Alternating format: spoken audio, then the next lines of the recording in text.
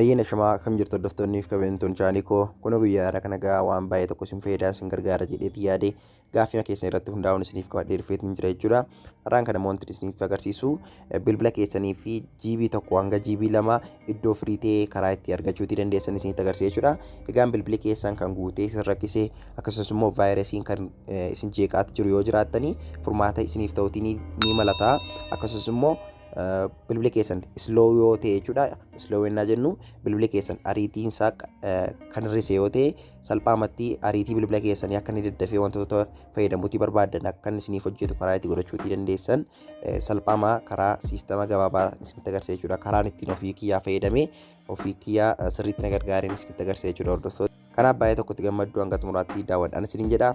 Egaan jalqaba gaa kan kanattiin godhadhu kunootti kanadha jechuudha. As keessa seenee wantoota baay'ee gochuutii nan danda'a jechuudha. Bilbila kootiif wantoota na fayyadanii fakkeenyaaf asirraatti akkuma agartanii GB tokkoo fi tuqaa 8 naaf kaa'eeti jira jechuudha. Iddoo firiidha jechuudha. Kun yoon al takkaa kiliin godhee bilbila koorraa GB tokko ol iddoo firii naaf kaa'e jechuudha. Kun eessaa ba'a kan jedhuuf immoo bilbila keessanirraa xuraa garaagaraa ni jira jechuudha. Xuraa yennaa jennu kan ija keessanitti mul'anne faayil manaajarii keessan keessallee barbaadanii kan hin agarre garuu siistamarra kan ta'anii keechii kan jedhaman jechuudha. Isaan kuni walitti kuufamanii ni baay'atu jechuudha. Saniin booda bilbilli keessan akka ispiidiin isaa irratu akkasumas immoo akka inni jeeqamu akka inni dafee guutu ni godhu jechuudha. Karaa salphaa ta'eetiin bilbila keessan qulqulleessuutii qabdu jechuudha.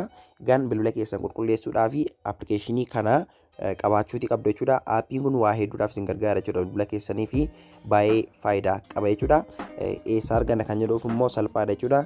Diskiripshin booksii jala isiniif kaayatan jira waan ta'eef barreeffama viidiyoo kamirrayyuu yoo haala kanaatiin tuqxan jechuudha. Viidiyoon isiniif gadhiisu haala kanaatiin gad isiniif baasa.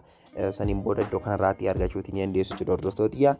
Egaan karaa telegiraam chaanalii koo OTS Elsaa jedhuu fi feesbuukii peejii koo OTS Elsaa jedhuun argachuutii ni dandeessu karaa kan biraa jechuudha. Egaan amma keessoo isaanii seennaa jalqabaa appilikeeshinichi kunoota haala kanaatiin isiniif bana jechuudha. Saniin booda egaa iddoo kanarraatti kiliin kan jettu jala kanarra ni jirti jechuudha. Kunoota akkuma agartan kiliin kan jettu ni jirti. Kiliin kan jedhu kun keessa yoo seentanii kunoota akkuma agartan haala kanaatiin isiniif baasa jechuudha. Iddoo kanarraa bilbila keessanirraa wantoonni faayiloonni isin hin barbaachisne haala kanaatiin kuufamanii yoo jiraatanii kan koo amma iddoo kanarraatti GB tokko oltu bilbila koorraa wantoota hin barbaachisne iddoo qabatee jira jechuudha. Kanaaf kiliin nan godha jechuudha. Kunooti kiliin nan godha jala kanarraati al tokkootiif kana tuquudhaan kiliin nan godha jechuudha. Kunooti akkuma agartan kiliin naaf gochaatti jira jechuudha. Saniin booda bifa kanaatiin kiliinii naaf ta'eeti jira jechuudha. Qulqullaa'eeti jira. Saniin booda egaa amma gara booda nan deebi'e jechuudha. Innaan gara boodaa deebi'eeti jiru. Amma seera deebi'uun godhee kunoota akkuma agartan iddoon firii ta'eeti jira jechuudha. Meegaabaayitii tokko qofaati. Kanaaf salphaamatti bilbila keessan haala kanaatiin qulqulleessuutii ni dandeessu jechuudha hordoftootiyya. Egaan amma GB tokko ol argadheetiin jira jechuudha. Amma kana qofaan miti wanti kan biraas ni jira jechuudha. Inni kan biraan immoo raamii keessanii jechuudha. Raamiin bilbila keessanii baay'ee tokko barbaachisaadha. Bilbilli keessan akka inni ariitiidhaan hojjetu godhachuudhaaf kunooti iddoo kanarraa al tokkootiif yoo kana tuqxanii bilbila keessanirra raamii bilbila keessanii isiniif qulqulleessa. Saniin booda ariitiin bilbila keessanii akka inni isiniif dabalu taasisa jechuudha. Kunooti akkuma agartan buusti isiniif godha jechuudha. Kunooti optimaayiz ergi godhee booda buusti isiniif godha. Buusti ergi ta'ee booda bilbila keessan ni ariifata jechuudha. Inni kan biraan baatirii seevar kan jedhu jala kanarra ni jira jechuudha. Baatirii seevar kan jedhu iddoo kanarra ni jira. As keessaa innaa haala kanaatiin isiniif baasa. Baatirii seevar kan jedhu dhuma kanarra dhuftaniitu buust kan jettu jirti. Buust kan jedhu kana innaa isin al tokkootiif tuqxanii haala kanaatiin baatirii seevariin kun buusti isiniif godha jechuudha. Baatirii keessan buusti godhe jechuun immoo maal jechuudha? Salphaamatti appilikeeshinoonni baakgiraawundiidhaan chaarjii isin jala nyaata yoo jiraate salphaamatti akka isaan hojii dhaabanii chaarjii keessan hin nyaanne taasisa jechuudha. Inni kan biraan kan gidduurra kan jiru buusti kan jedhudha jechuudha. Buusti kan jedhu kana keessallee yoo seentanii salphaatti buusti gochuutiin ni dandeessu jechuudha.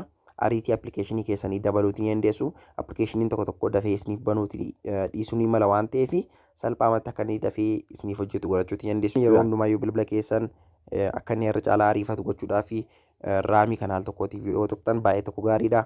Optimaayiz isiniif godha jechuudha. Saniin booda ergi raamiin keessan buusti ta'ee salphaatti akka bilbila keessan ariifatu taasisa waan ta'eef itti fayyadamaan isin kan biraan immoo dhuma kanarra dhuftanii jechuudha. Wantoota kan biraanii qaba jechuudha. Kunoota akkuma agartanii karaa gidduurra kan jiru asii yoo tuqxan argachuutii dandeessu. As keessaatii aappii look pilaagan ni jira. aappii manaajer, faayil manaajer, footoo kompireeshin, duplicate faayil akkasumas immoo duplicate footoo kan jedhu ni jira. Wantoota hedduu of keessaatti qaba appilikeeshiniin kuni. Amma fakkeenyaaf duplicate footoo kan jedhu kana keessa yoo seentan suuraa dabalii ta'anii bilbila keessan iddoo qabatanii ta'an faasiniif fida. Kanaaf egaa as keessaatii waa hedduu argattu. Itti fayyadamaan isin jedha appilikeeshinii kanatti. Egaan yeroo itti aanu keessatti immoo wantan isiniif qabadhee dhufuu barbaadan kamiiniyyuu koomentii irratti naaf barreessuu hin dagatinaa. Yeroo itti aanu barnoota ajaa'ibaan deebiin gargaarutti nagaan naaf tura. Isinan jaaladha, isinan kabajaa. Bye bye.